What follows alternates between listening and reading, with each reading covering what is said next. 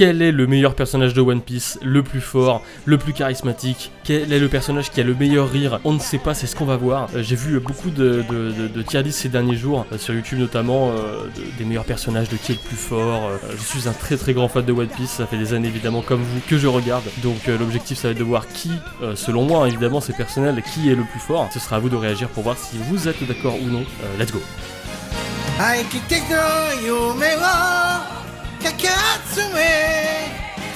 Sagashimono Sagashi Miyuku no Sa One Piece. Donc on se retrouve avec une tier list qui est plutôt simple, hein. Des tier list sur tier maker. Pour certains d'entre eux, peut-être que ça va faire débat, mais il faudra arrêter la piraterie, hein, je suis désolé. Donc on commence avec Shiryu. Shiryu évidemment, second de Barbe Noire. Peut devenir invisible, a été enfermé à Impel Down. Je pense que celui-là, il est... on est sur quelqu'un de plutôt compétent sur le banc de touche, ni plus ni moins. C'est pas... On peut pas le classer en surpuissant, on peut pas le classer dans les puissants de plus, on peut pas dire qu'il fait semblant, il n'arrêtera pas la piraterie. On passe donc ensuite à Sanji. Sanji, très très gros point fort, hein, de l'équipage du chapeau de paille. Capacité au pied, cuistot, c'est un peu le Saitama des pieds. Je pense qu'on peut en tirer une conclusion très fan, c'est que tous les mecs qui aiment ce gars sont fanatiques des pieds. Où le classer? Où est-ce qu'on peut se le casser? Je pense pas qu'il soit si fort que ça, honnêtement. Point fort, point positif, il a des sourcils bizarres, bon, ok, ça marche. Les pieds c'est déjà pris par d'autres gens, mon gars. Honnêtement, je pense qu'on va dire que tu fais semblant. T'es un peu décevant. Donc désolé à tous les fans de pied, mais Sanji sera catégorisé dans les gens qui font semblant. Par la suite, Eustace-Kid, bon, pas de sourcils, du vernis à ongles, les pouvoirs du professeur Xavier concrètement, notre ami possède certes les 3 fluides, mais quand même, 3 fluides, les 3 acquis, on n'est pas sur n'importe qui. Du coup on va dire qu'il est sur le banc de touche, on va même dire qu'il est devant notre tueur de prisonniers, donc ouais, on va le mettre sur le banc de touche. Yamato évidemment personnage emblématique. Qu'est-ce qu'on peut dire de Yamato? On peut dire que c'est un personnage qui avait problème avec son daron, qui essaye de changer de sexe. Bon, ça ne saurait rappeler l'actualité. Elle a essayé de sucer Ace au pays des Wa, sauf que lui, n'étant pas homosexuel, n'a pas accepté la propale. Personnage tout de même assez puissant dans One Piece, on va pas se mentir. Je crois qu'elle va rejoindre my bad, elle va rejoindre notre banc de touche. Malheureusement, je sens qu'il va y en avoir quelques-uns. Mais bon, c'est aussi le but d'une tier list, on peut pas mettre tout le monde en puissant. C'est comme ça que ça fonctionne. Sabot. Bah il va arrêter la piraterie, le sabot, hein.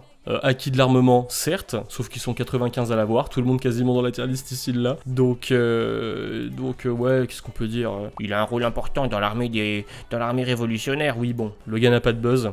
Je pense qu'il se fait froisser par Beppo en V1. Seul point positif de Sabot, c'est que c'est le frère spirituel de nos deux loustiques. Donc je pense qu'on va le foutre ici. Ici il est bien. Voilà, il va arrêter la piraterie. Voilà, aucune bataille conséquente, aucune action honorable. Ce gars-là, certes, pourra peut-être prouver plus tard qu'il mérite une place supérieure, mais pour l'instant, bah on va le laisser ici, il nous fait chier. Zoro, vrai monstre, pour le coup on ne le présente plus. Tout petit problème avec Zoro, certes, super épéiste, sabre, tout ça, on l'apprécie. Point négatif, il a les cheveux verts.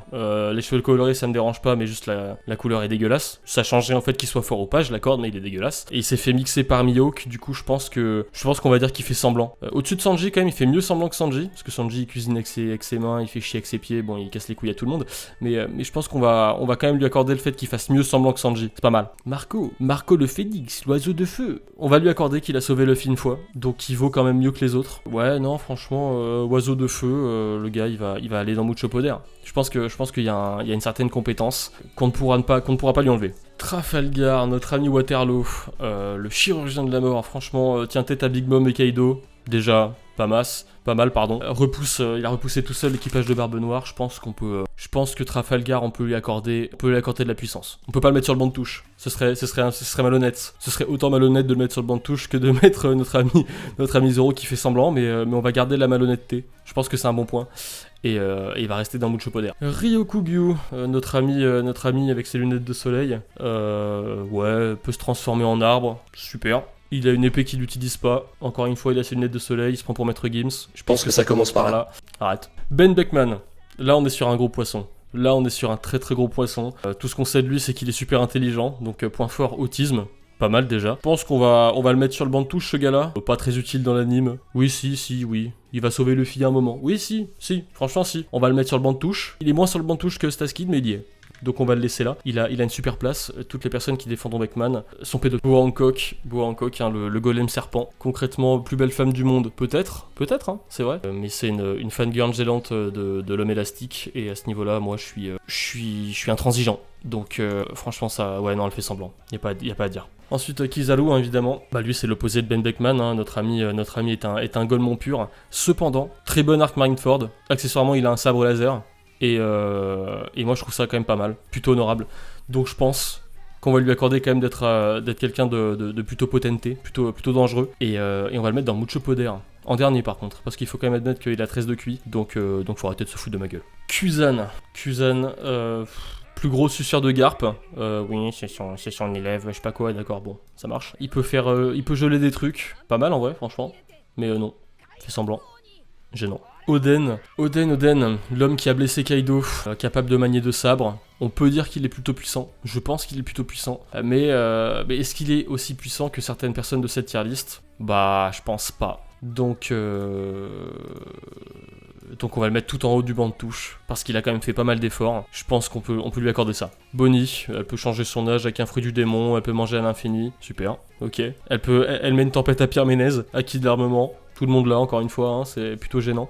Donc on va la laisser ici, et puis s'il y avait une place en dessous, je lui mettrais, mais il n'y en a pas. Garp, honnêtement, on peut difficilement le mettre en dessous de la deuxième catégorie. Je pense qu'on peut même difficilement le mettre en dessous de surpuissant.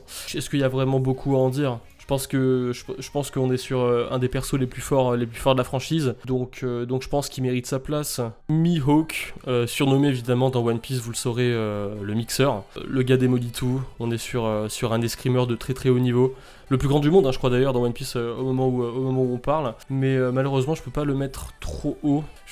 Parce qu'il s'était quand même fait moudre par Ryuma, donc je pense qu'on va le mettre dans Mucho Poder. On va le mettre derrière Marco. Parce que bon, les 2 trisos qui sont derrière, je pense qu'ils sont quand même beaucoup moins forts que notre ami le sabreur. Et c'est ça qui compte. Shirahoshi, princesse sirène, t'es chiante. Je vais pas en dire plus, juste point fort, c'est un poisson, ça marche. Bon bah arrête la piraterie quand même, c'est important. Tu me diras, c'est pas une pirate, hein. C'est pas une pirate, c'est une princesse. Donc elle mérite sa place, super. Passons à la suite. Sakazuki, l'homme qui a failli flinguer l'enfant au chapeau de paille. Fruit du magma, fruit le plus puissant accessoirement du monde. Honnêtement, quelle place pour notre fisteur de feu. On peut pas dire qu'il est sur le banc de touche. On pourra pas lui accorder. Je pense qu'on peut lui accorder un surpuissant. Derrière le golem. Je pense que c'est plutôt pas mal. Pouvoir primitif, si, il va rester là, c'est pas mal. Charlotte Linlin, Monsieur Pomme de Terre. Ouais, moi Big Mom, j'avoue que je suis un peu un haters. Certes, très grand antagoniste de One Piece, mais bon, point fort, capable de bouffer son bateau, elle a bouffé sa daronne. Bon, qu'est-ce qu'il y a à en retenir ? Elle bouffe tout. Monsieur Côte de Port dévore tout. Elle va arrêter. Je vais la mettre devant les deux, parce qu'il faut pas déconner quand même, un peu de respect, mais elle va arrêter. Je pense qu'elle va arrêter la piraterie, parce que c'est un peu gênant. Et quiconque dira l'inverse n'a juste pas regardé le manga. Kaido maintenant, passons à Kaido. Kaido, très gros morceau, hein. Le roi incontesté des bêtes, notre ami au frais du dragon azur, estimé l'être l'une des plus grandes créatures les plus puissantes du monde, mais je vous avoue que moi, Kaido, il me convainc pas. Kaido, il me convainc vraiment pas. J'ai pas été, en regardant l'anime et en lisant le manga, j'ai pas été trop satisfait de ses prestats, honnêtement. Pour le mec le plus puissant du monde, je pense qu'il aurait pu faire preuve d'un peu plus de déterminisme, mais à part ça, non. Je vais le mettre devant l'homosexuel refoulé, mais franchement, sur le banc de touche, Kaido, il nous fait chier. Le rouquin. Notre rouquin fave, le rouquin, homme le plus puissant du monde apparemment, comme j'ai l'impression un peu tous les personnages du manga, hein, quand on les écoute, tout le monde est le plus puissant. Grand maître incontesté des haki, hein, on peut dire que c'est un peu le mec qui a le haki des haki, quoi. non mais sérieux.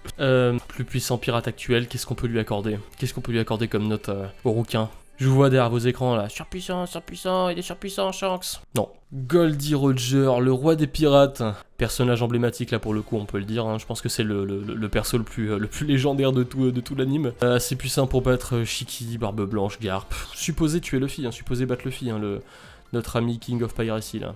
Difficile de le classer en dessous de surpuissant, on va pas se mentir. Il en impose un max, bah c'est censé être le roi des pirates quoi. À la base, Roger c'est le roi des pirates, donc je pense qu'on peut lui accorder un top 1. Et il y a très peu de chances qu'il soit détrôné, notre ami, parce qu'en fait, s'il y avait un deuxième roi des pirates, ce serait lui, mais il y en a pas, donc il va attendre un peu. Edward Newgate, Barbe Blanche, grand rival du coup de Roger, hein, finalement, Ace, Marco et Barbe Noire en tant que capitaine, l'homme le plus fort ayant foulé la terre, encore une fois comme les trois quarts de nos confrères ici. Le problème que j'ai avec Barbe Blanche, c'est que le mec était malade. Déjà il y a un petit problème, hein. Tu peux pas être classé dans les gens les plus puissants du monde quand t'es malade et que accessoirement bah t'es mort. Désolé pour le spoil, hein. Mais bon à un moment faut se faire foutre. Le gars est quand même mort.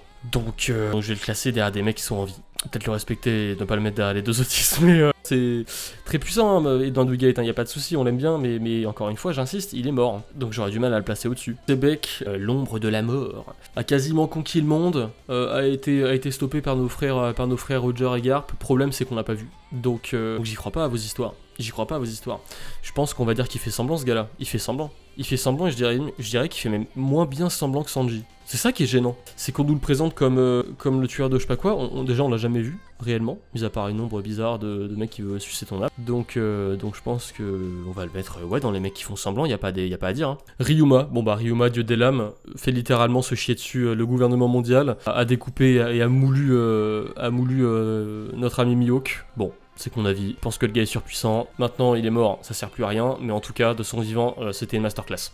Dragon, le mec qui allait chercher du lait, point fort d'Aaron de Luffy, ok. Peut-être qu'il a la plus haute prime de One Piece, ok. Peut-être hein. J'écarte pas le sujet, mais en fait on le voit quasiment jamais le man, il apparaît pas, donc on va le mettre sur le banc de touche. Il a les félicitations du jury, on va le mettre devant l'autiste Beckman, il a les félicitations du jury, hein. C'est sans doute le gars le plus puissant, tout ce que tu veux, mais en fait on l'a pas vu, donc le moment où on aura je sais pas un flashback, une VHS, une cassette, un truc, peut-être qu'il aura le droit d'aller plus haut, pour l'instant il nous emmerde. Teach Barbe Noire, probablement un des gars les plus dangereux de One Piece, notamment grâce à ses fruits du démon. Barbe Noire, hein. Sacré pirate, sacré morceau celui-là. Est-ce qu'on peut dire qu'il est sur le banc de touche? Pas vraiment. Est-ce qu'on peut dire qu'il fait semblant? Pas vraiment. Doit-il arrêter la piraterie? Certainement pas. Il nous fait rêver. C'est un gars puissant, c'est ça qui compte. Et... bonne question. Où est-ce qu'on le met celui-là? Big Patata, derrière Marco. Il a pas sauvé Luffy lui. Donc voilà. Silver Rayleigh, les trois acquis, notamment celui des rois, le mec dirige et maîtrise les trois fluides.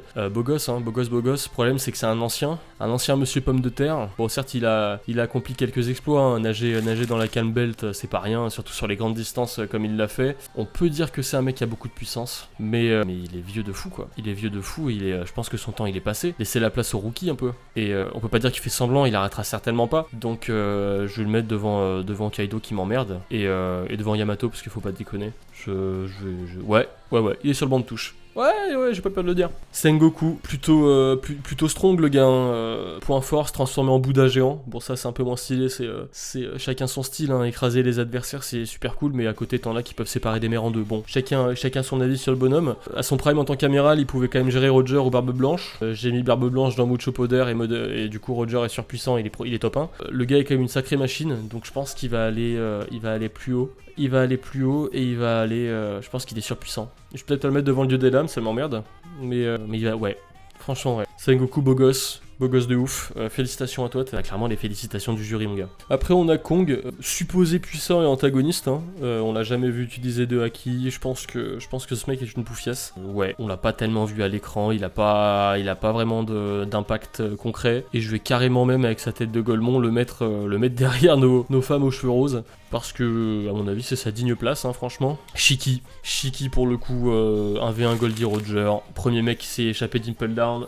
Est-ce qu'on peut le mettre sur le banc de touche? Certainement pas, en dessous, encore moins. Et je pense qu'on va le mettre dans les beaux gosses en fait. J'aurais dû lui mettre une catégorie à part, genre beau gosse. Parce que est-ce qu'il peut affronter un rouquin en 1v1? Bah non. Mais est-ce que le rouquin il peut s'échapper 1v1000 d'Impel Down? Bah non. Donc j'aurais voulu lui créer une catégorie. Et pourtant non, il va être là. Et c'est déjà très bien, attention. Hein. Luffy, désolé de vous faire du mal. Inoxtag, si tu vois la vidéo, je te présente ton pardon. Mais Luffy est une méga fraude. C'est super le pouvoir de l'amitié. Mais il se fait aider tous les 4 matins par tout le monde. Oui, mais quand il est en Gear 5, tu comprends, il est surpuissant et on l'a pas encore vu dans les états d'après. En fait, c'est lui qui va devenir le roi des pirates. Oui, certes, on s'entend. Mais pour l'instant, ça reste une méga fraude. Il fait pas semblant, faut pas déconner. Moi, j'attends que son professeur lui mette une bonne note. Voilà, pour l'instant, il me fait chier. Il y a des mecs qui se suicident pour lui sauver la vie. Et lui, qu'est-ce qu'il fait? Bah, il se branle. Voilà, je suis désolé, ça fait mal de l'entendre, mais c'est vrai. Donc voilà, il va rester dans le mec qui se touche sur le banc de touche et c'est très bien. C'est déjà très très bien. Weevil, fils autoproclamé de Barbe Blanche, un peu gênant sur les bords. Lui, pour le coup, il devrait arrêter, je pense. Il nous fait chier. Il sert à rien, ouais. Franchement, il sert à rien. J'aimerais le mettre plus bas, mais je peux pas. King. Monsieur Albert, belle prime quand même, 1,4 milliard, peut se transformer en oiseau géant, ptérodactyle, super. Pouvoir de fou, il peut enflammer son poing comme ses copains et nous fister allègrement. Je pense qu'on peut lui accorder le fait qu'il soit plutôt puissant. Mais sanguinaire, hein, dangereux, attention. Mucho poder, mais pas tant. Si, un peu, ouais si. Mais je peux pas le mettre devant Barbe Blanche, faut pas déconner, quand même. Un peu de respect. Doflamingo, personnage illustre de One Piece.